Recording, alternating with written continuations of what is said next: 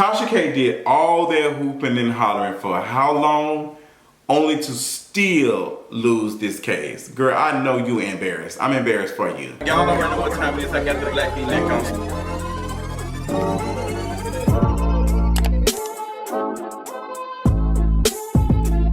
What's going on, y'all? Welcome to another King of Reads video. Happy Thursday. If I'm getting this out Thursday, girl, I'm gonna try my best, but I got stuff to do, but happy Thursday. How y'all doing? We got a couple of things to talk about. I definitely want to talk about some stuff that happened last week and the week before that. Some things that I probably missed. Definitely want to talk about Tasha K losing her appeal to Cardi B. And girl, she said, she tweeted, she posted somewhere and said she finally paid all the money to Cardi B cash. And Cardi B responded and said, hey girl, where's my Apple? Let me check my Apple Pay. What's going on? So we got to talk about that. We got to talk about Donald Trump being arraigned, a whole conversation about that. And I'm also going to tie this into Joe Biden getting ready to start his re-election bid. It's not going really well, girl. The polls is not polling for him. Also, we're going to talk about this Adidas Beyonce situation. Girl, I told y'all. I told y'all, girl, I was trying to tell y'all about it, about like how these brands and stuff work. Got to talk about the Barbie movie. Got to talk about Quinta Brunson.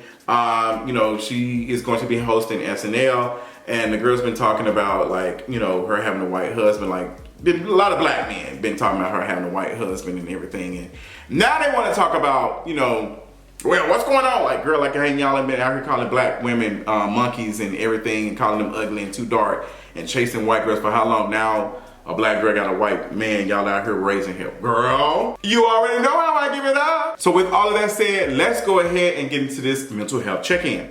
No too much to talk about. I did talk about, I do my weekly journal thing on my Patreon for House Martell and House Lannister. Sign up if you can on Patreon. Support me on Patreon if you can. If you can, I definitely understand. If you can, always support me by liking and sharing this video. I appreciate y'all. But I'm doing really good on new medication. The first couple of days, I'm feeling good. Last month was a really, really good month. Shout out to all of y'all for supporting, subscribing. The new subscribers, welcome. This is how we do things over here. Y'all been sharing videos. The videos have been getting a lot of views, and I appreciate that. That's because of you all, and it's awesome to me being on my medication and getting more in order and everything. Like, I done started hitting back the gym. I done started getting back. So I'm feeling really, really good, because the beginning of this year was really a lot. Like, I really can go back and say, yeah, I was having a breakdown. That's why Linda had to come and see me.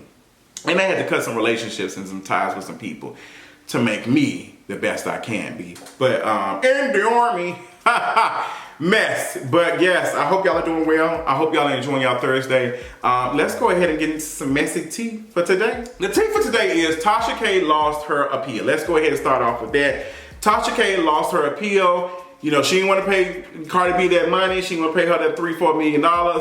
But she lost that appeal. We all saw that coming. So Tasha K now offers an apology to Cardi B and everybody and just like, girl, you could have saved yourself so much money, so much everything, even your brand. Cause Tasha K was growing. She was known as that person that was doing the interviews that, nobody wanted to do, but wanted to watch. Like, she was the Zeus network of YouTube, to be honest. Like, she was talking about the messy stuff that nobody wants to talk about, but they still secretly watching. And she just lost it with this whole Cardi B situation.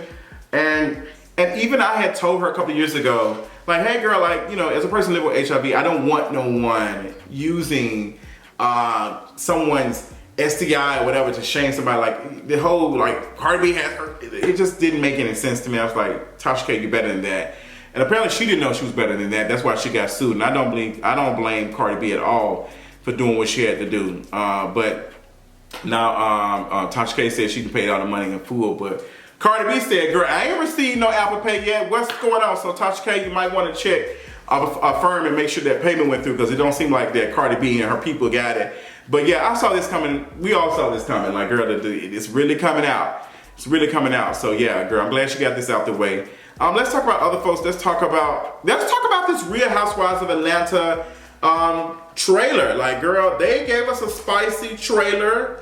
We got Drew talking about her divorce. I knew that was going to be talked about in the trailer. Let me tell you something. people say, "Oh, we knew she was going to talk about it. We knew it was going to be on the show." But what I was saying was, she went and filed for divorce right when the trailer was about to come out. That stuff was all strategic. Like, she went and filed for divorce. He went and filed for divorce right before the trailer came out to boost like visibility around the conversation, because we're getting ready to, get into the new season of Real Housewives of Atlanta. Like, that's how it happens. Like, a bombshell gets dropped, the trailer, and then the show the next couple of months. Like, that's how the anticipation works.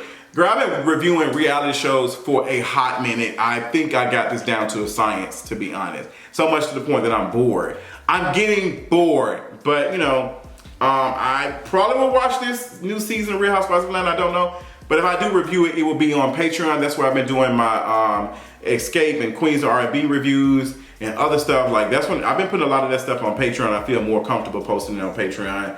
And, just a little, little extras and stuff to put out. It was funny is I started off doing YouTube reviews on reality shows and complaining. Now, I ain't doing reality shows at all. That's so hilarious how things happen. But yeah, the trailer was cute.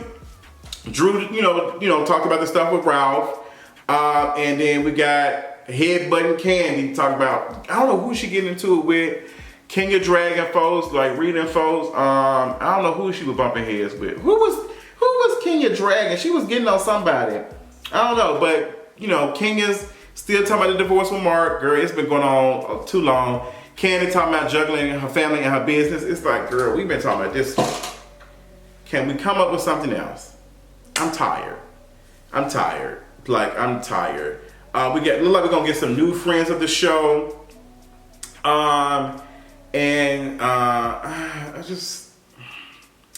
The trailer seemed like she was cute. It was kind of spicy. It was some drama and stuff going on. Apparently, Marlo is gonna be dating. Sheree's gonna be dating that man from the other Bravo show. It's just a Bravo cinematic universe at this point on this. Like, let's just intermingle all these people. I just don't believe it. Then Sheree talking about something and OnlyFans. Sister Mary, girl, please go sit down. Like, I just can't. I can't deal with it. But the girls gonna watch, or they're not gonna watch, because the ratings have been tumbling for years now. But I might give her a little watch for the first season, see what it gives. I actually haven't done a watch party for Real Housewives of Atlanta in a minute. I used to do those. Let me know if I need to bring them back. Let me know, because we still in somewhat of a pandemic, but ain't nobody wearing no mask. But I would love to do a Real Housewives of Atlanta watch party if people are interested in doing it. I just have to find a place and all that other stuff. But if y'all interested in a Real Housewives of Atlanta watch party, let me know in the comments, and I will like set up some stuff and make that happen, because I haven't done one in years. And it'll be also time for y'all to meet and greet and whatever.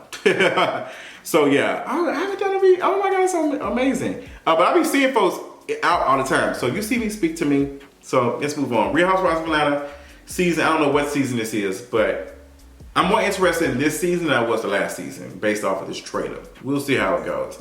Let's talk about this Adidas and Beyonce separating situation. I saw this coming. Some people who understand PR and stuff saw this coming. But Beyonce and Adidas have parted ways. There was rumored that there was a whole article about Ivy Park just not doing well. It just wasn't selling, wasn't doing good. And Adidas was just like, hey, like, girl, like, it's just not giving. But, the spokesperson for Adidas said, hey, we don't have no problem with Beyonce. We love her down, house down boots. And we don't talk about that stuff publicly. Like, they offered a very basic statement. And people were saying, see, Adidas, they support the queen. It's not giving that. Y'all mad. Da, da, da. I was like, no. Like, the folks who wrote their article, I don't know if it was the New York Times or something, but I read their article. They're not gonna pull out no stuff like that. They just, like, they had some inside sources that was being honest. And also, Adidas not gonna come out and say, yeah, girl, Beyonce stuff ain't selling. Can't be Pablo if your work ain't selling. Like, they're not gonna come out here and drag her. They're not gonna do that. It's a $1 billion brand. They're not gonna be doing that. They're not gonna disrespect Beyonce like that. They're just not. But I believe that part was not doing well. I just, we've seen the push, lack their push the last 2 rollouts. They was giving it to a lot of celebrities. They was recording them receiving the packages and stuff. They was not doing it this time. And these outfits, honestly, were giving like photo shoot stuff. It wasn't giving stuff to work out. And it just, I don't think that it was. I don't think that it was Beyonce's problem. But Beyonce has not been able to sell like clothes. Like remember House of Darion. To me, Beyonce is just not a fashion girl. She's just not a fashion girl. She's just not. And that's okay. She's very talented. Still spend some money to see her when she comes to Atlanta in August. Period. But she's just not a fashion girl like that. She be having some cute outfits sometimes, but she's not a fashion girl like that. I don't see her and see fashion. I see Rihanna and I see fashion. I see fashion, I see Rihanna. I know that's why she's able to do the stuff that she's doing, because we see Rihanna's fashion. But Beyonce just don't see fashion. And nobody else did too. That's why they wasn't buying it. And it's okay. You know, it's okay. You know, you can't be good at everything. You can't be good at everything. But you need to be good at the things I want, which is a good performance, which is where I would be going to see Beyonce perform and not other people. And that's just no shade. But yeah, I kind of saw this coming. You know, she's doing what was that? House of Balmain. Who was that? Was that, I think it's Balmain, how you say it? I ain't got enough money to be paying for that stuff. But you know, she down there doing the outfits and stuff for the tour. And I really thought about that because I was like, this is why I kind of respected people's criticism of Beyonce like having access to ballroom, because she's now able to profit off of this. I just, you know, she's making like money off of that in ways that queer folks in ballroom are not. Like queer folks are still doing ballroom, keeping the culture alive and struggling to make ends meet. So to see like, you know, a cishet, you know, person come in and just like make money off of it, you have to question it. You have to question it. You know, intentions over impact, all the other stuff. Like, mean well, but it's like, hey, I don't mind the conversation about it. I think a lot of folks were dismissing the conversation about it, but I feel like that we need to have these uncomfortable conversations so we can do better in the future. So yeah, that's how I feel about that. So let's move on. Let's talk about Donald Trump being arrested. Girl, it rains. Girl, like, you know, the jury came out and said, yeah, girl, like, you know, indict him. So, girl, he went to New York City, was fingerprinted and all that other stuff. We didn't get no mugshot, all that other stuff for, you know, him and that hush money payment that was made to Stormy Daniels. Y'all remember that back when he was running for president. He apparently was using campaign donations and stuff for the hush money payment. Like, he took money from the campaign and paid hush money for that. That's what made it illegal in the state of New York. I don't know all the logistics, I'm not a lawyer, but girl, it's been a lot of conversation. Maybe actually paying attention to it. I really don't care. I'm really tired of hearing about him, to be honest. But like, people are nervous because they're feeling like that this is giving him more visibility. This is giving him more breath in his campaign. He was able to raise, I think, like $5 million in 48 hours. And I think it was 5 or 10 million. I don't know what it was, like 50. I don't know how much, but it was a lot of money. And they said that he raised more money in 48 hours after that, you know, indictment versus the 2 months of him, like, you know, his campaign. Girl, it's a complicated thing, but girl, I don't know if I have enough time to talk about all that. But this system is working perfectly fine. Like, you have so many people that's like, oh my gosh, like, it's sitting like a president. Like, what does it say? It's just like, girl, I'm so tired. I'm just tired. I just don't care. I know a lot of folks are gagging and saying, yeah, arrested and like, he's getting his stuff paid. I'm just like, is he getting his due? Is he? Like, folks saying, oh, he looks depressed, he looks sad. I'm just like, girl, shut. Then you had Van Jones. Let me tell y'all something. Van Jones is like Van Jones is one of the black folks telling Angel Reese to stop being an N-word on TV. Like, shut up and dribble. Van Jones was on CNN and said he felt sorry for Donald Trump. He's like, I don't like this, and you know, the justice system is. Ooh, I can tell Van Jones ain't got no black friends. I just know he don't. And you know, the black friends that he got don't have black friends, and they don't have black partners. Van Jones always get his Van Jones always get his happy-go-lucky ass on TV and just crying and just feeling bad for white folks. I'm so tired. I just give it up, Delicious. I'm just tired. I'm just so tired of Van Jones. Sister girl, like, ooh. I just can't. I just can't. Moving on, what else I want to talk about? Nick Cannon saying that he does not give his baby mamas no allowance. Girl, whatever they want, they can have. Not really surprised by that. Nick Cannon doesn't have enough money to take care of all them kids. Let's just be honest. He just doesn't. That's probably why he's working on them jobs. Like, he don't have enough money to take care of all these kids, and he don't have enough time to take care of these kids. It's disgusting, and he is out here putting these children, like, mental health and everything in just the most trashiest ways. It's just not making sense to me. It's just not making sense to me. Like, girl, they should all have allowance. Hello? What do you mean what they need? Why I gotta contact you to get stuff? Like, girl, give them allowance, give them a certain amount of money. But Nick Cannon don't have that type of money to do that. But you out here having these children. But why we were saying this shit was stupid from the beginning.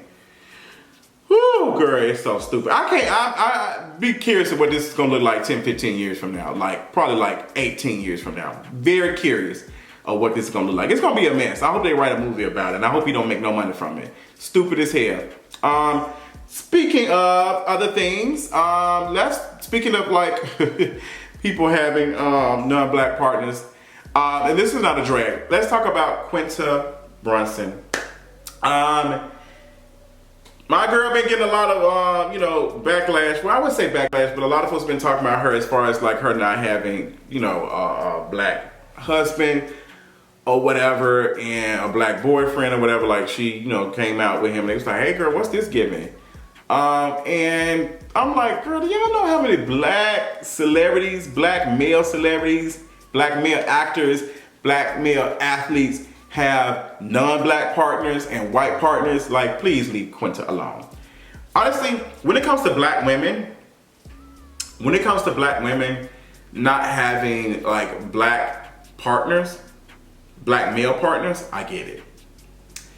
Black men, y'all been out here calling black women everything from a child of God. Like, y'all been talking about them bad.